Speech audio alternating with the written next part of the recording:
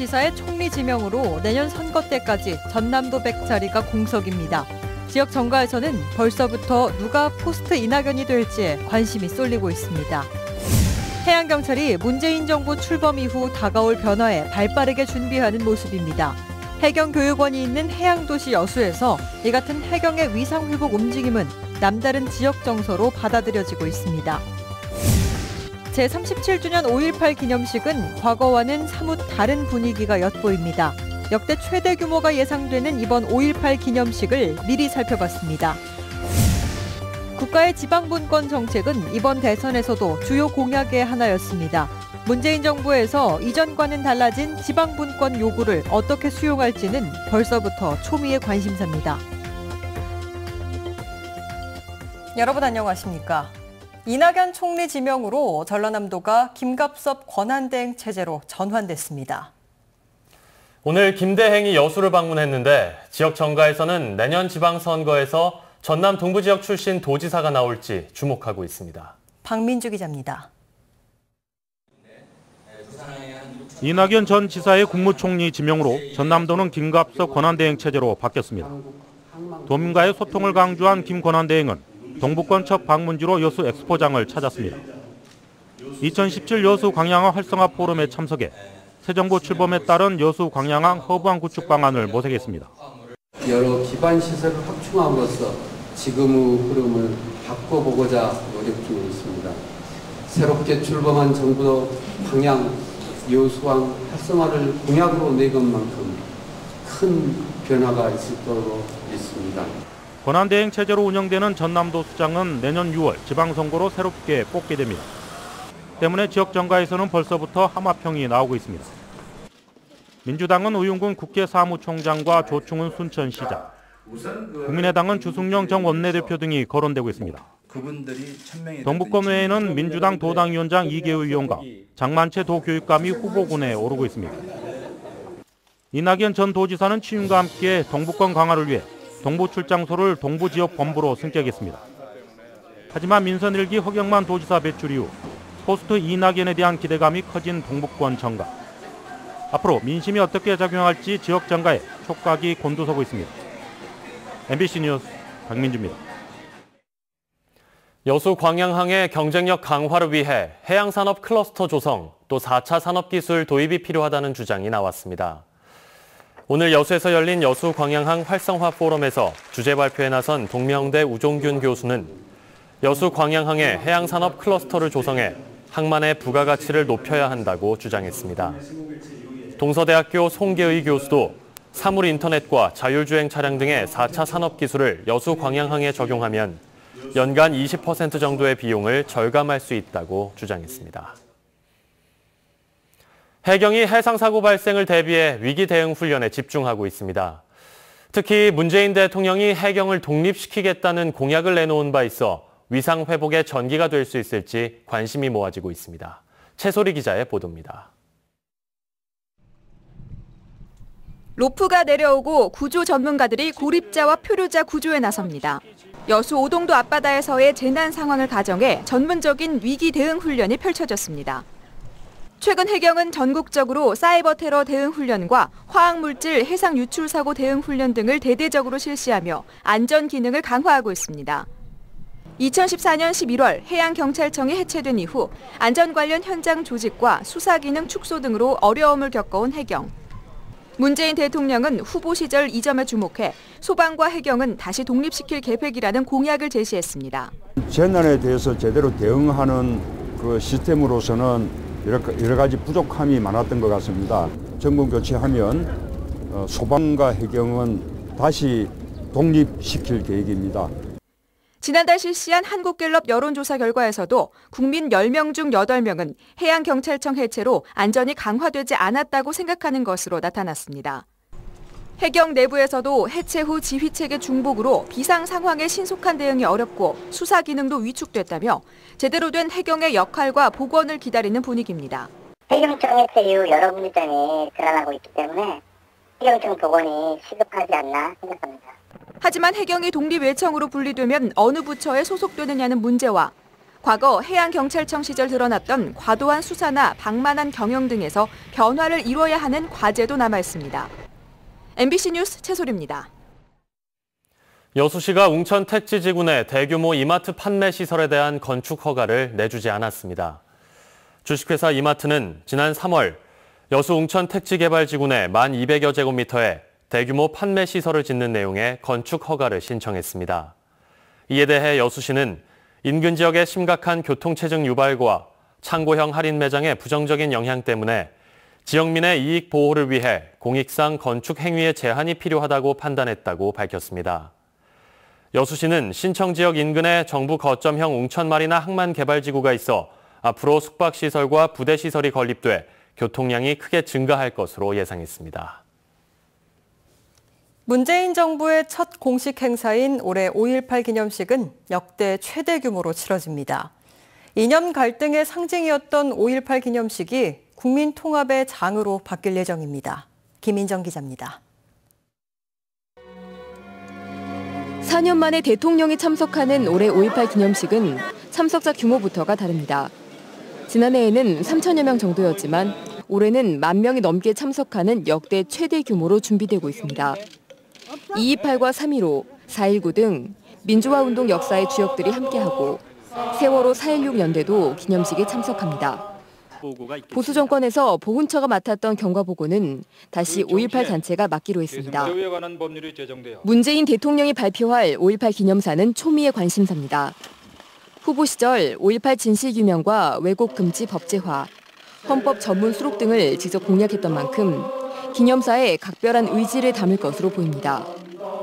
5.18 정신 계승, 정의가 승리하는 대한민국으로 정한 올해 기념식 주제는 이런 예상을 뒷받침하고 있습니다. 기념식의 백미는 이물 위한 행진곡 제창입니다. 기념 공연에 초청된 가수 전인권 씨의 선창으로 만여 명의 참석자들이 목청껏 노래를 부르는 장관이 연출될 것으로 보입니다. 이때 문재인 대통령이 무대에 올라 전인권 씨, 그리고 노래의 작곡가와 함께 노래를 부르는 방안도 검토되고 있습니다. 안철수 후보를 공개 지지했던 전인권 씨는 고 노무현 전 대통령이 즐겨 불렀고 촛불 집회에서 불렸던 노래 상록수도 기념 공연에서 부를 예정입니다. 촛불에서 5월로, 그리고 정의를 향한 통합. 이런 메시지들이 담기게 될 5.18 기념식은 갈등으로 파행했던 최근 몇 년 동안의 기념식과는 판이하게 다를 것으로 보입니다. MBC 뉴스 김인정입니다. 제14회 한센인의 날을 맞아 한센인들의 소통과 화합을 위한 행사가 소록도 일원에서 펼쳐지고 있습니다. 국립소록도병원과 한국한센총연합회가 공동 주최하는 이번 행사는 내일까지 소록도 일원에서 열리며 국내 한센인 5천여 명이 참가한 가운데 전시회와 축하 공연 등 다채로운 프로그램이 진행됩니다. 특히 행사 기간 국내외 한센병 전문가들이 참석하는 국제 한센 포럼이 마련돼 한센인들의 인권과 의료 서비스에 대한 다양한 정보를 공유할 예정입니다. 광양 지역 도심 곳곳에 장미꽃이 만개해 다양한 볼거리를 제공하고 있습니다. 광양시 광양읍 서천변 장미공원 10,000제곱미터에는 이달부터 57종 2만여 그루의 장미가 만개했으며 중동근린공원 장미동산에도 8,000그루의 장미가 활짝 펴 시민들의 휴식 공간으로 인기를 모으고 있습니다. 특히 광양읍 장미공원의 경우 공원 조성에 인근 주민들의 적극적인 참여가 돋보여 최근 전라남도로부터 경관 개선 공모사업 대상지로 선정됐습니다. 대선 기간 동안 후보마다 온도의 차이는 있었지만 다 지방 분권 공약을 내놨습니다. 주목을 끌었던 TV토론에서는 주요 의제로 다뤄지지 않아 아쉬움을 남겼지만 어느 때보다 지방 분권에 대한 요구가 큽니다. 김윤 기자의 보도입니다. 지난 2015년 9월 전남에서 최초로 문을 연 해남 공공산후조리원. 이번 실이 10개에 불과해 공급이 수요를 따르지 못할 정도로 산모들의 환영을 받고 있지만 출발은 쉽지 않았습니다. 중복 지원과 복지 포퓰리즘을 우려한 정부를 설득하는 데 상당한 시간이 걸렸기 때문입니다. 수없이 부처를 찾아다니고 우리 지사님께서도 장관님한테도 특별히 전화도 해주시고 그렇게 해서 해결했습니다. 지방자치단체에 대한 정부의 개입은 정책뿐만 아니라 인사와 예산 등 거의 모든 부분에서 이루어지고 있습니다. 지방자치단체가 자신의 필요에 의해서 조직 개편을 할 수 없는 데다 기초단체, 부단체장 정수와 직급까지 정부의 간섭을 받고 있습니다. 특히 예산의 상당 부분을 정부에 의존하는 전남의 경우 정부의 눈치를 더욱 볼 수밖에 없는 실정입니다. 세수 부분도 대폭적으로 지방에 이양해야 되고 지방에서 지방 특성에 맞는 이런 여기 사업을 할 수 있도록 이제 그런 부분이 개선돼야 된다 이렇게 보고 있습니다. 따라서 과도한 정부의 개입이 지방 자치를 훼손하고 국가 경쟁력 약화로 이어진다는 비판이 나오고 있습니다. 문재인 대통령도 자치권과 재정 분권 확대, 복지 자치권의 도입, 광역단위 자치경찰제 확대 등의 공약을 제시하는 등 이 같은 비판에 공감하고 있습니다. 공약이 구체적이지 않고 선언적 수준에 그쳤다는 평가도 있지만 실현 과정에서 국민적 공감대 형성은 매우 중요한 과제로 떠오르고 있습니다. 특히 지방 분권이 되지 않은 상태에서 지역 균형 발전이 가능하지 않다는 것에 대해서 국민들이 체감할 수 있는 여러 가지 많은 지표를 만들어내고 그런 사례들을 국민들에게 보여주는 노력이 매우 중요할 겁니다. 공기업 지방 이전으로 지방 분권의 단초를 마련한 참여정부에 이어 문재인 정부에서도 과감하고 강력한 지방 분권 정책이 실현되길 기대해 봅니다. MBC 뉴스 김윤입니다. 봄철 여수를 찾은 관광객 수가 크게 늘어난 것으로 나타났습니다. 여수시는 봄 여행 주간인 지난달 29일부터 16일간 여수를 찾은 관광객은 모두 124만여 명을 기록했으며 지난해 같은 기간에 비해 23% 늘었다고 밝혔습니다. 특히 봄 여행 기간 열린 여수 거북선 축제 관람객은 지난해보다 20% 증가한 40만 명을 기록했습니다. 이에 따라 여수시는 봄 여행 사진 이벤트와 여행 주간 할인, 섬마을 에코투어 등 다양한 여행 이벤트를 지속적으로 운영하기로 했습니다. 순천 아랫장이 시민들의 창작과 창업 공간으로 조성됩니다. 순천시는 아랫장이 문화체육관광부의 콘텐츠 코리아랩 지역에 선정돼 해마다 국비 등 25억 원씩 5년 동안 모두 125억 원을 투입할 계획이라고 밝혔습니다. 순천시는 콘텐츠 코리아랩의 거점 센터를 풍덕동 아랫장 곡물창고에 생활 밀착형 열린 공간으로 설치하고 IT 기술과 문화예술, 생태와 DIY를 접목한 다양한 프로그램 등을 운영할 계획입니다. 여수시 오동도 앞바다에서 해양오염이 발생해 해경이 방제 작업을 벌였습니다.